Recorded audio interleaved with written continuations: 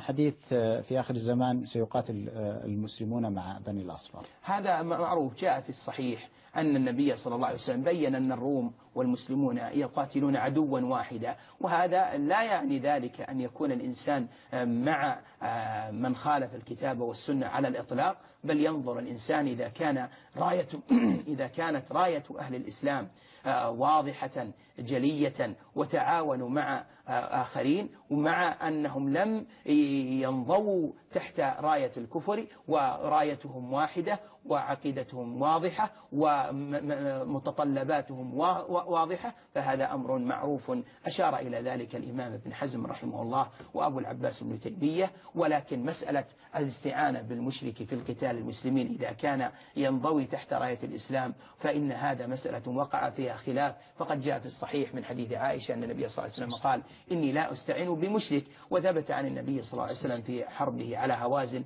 أنه استعان بالمؤلفة قلوب الذين هم حديث عهد بإسلام والذين لم يسلموا، كما جاء ذلك في كتب السير. فهذا يدل على أن هذا مبني على رأي الإمام.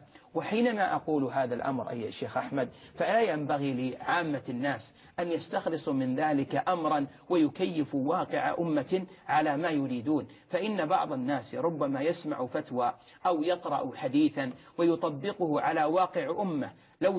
لو كان هذا الواقع عند عمر بن الخطاب رضي الله عنه لجمع لها فقهاء بدر وأهل بدر كلهم. فحينئذ أقول ينبغي للعامة الناس ألا يستخرجوا بعض واقعهم ويطبقوا على بعض القضايا العامة التي فيها المحك وفيها الاختلاف الكبير، فينبغي لهم أن يكونوا تحت راية أهل العلم، فكل إنسان له تخصصه. فكما أن الإنسان إذا مرض فإنه لا يذهب إلى العالم ليعالجه إلا إذا كان بالرقية، فإنه لا يذهب إليه ليطلب منه أن يفعله بعملية. فكذلك الطبيب أو المفكر أو غير ذلك ليس هو مناط للقضايا العامة التي يتطلب منها حكما أو يتطلب فيها حكما شرعيا، فهذا مناط إلى أهل العلم الذين يدركون الواقع ويفقهون الكتاب والسنة.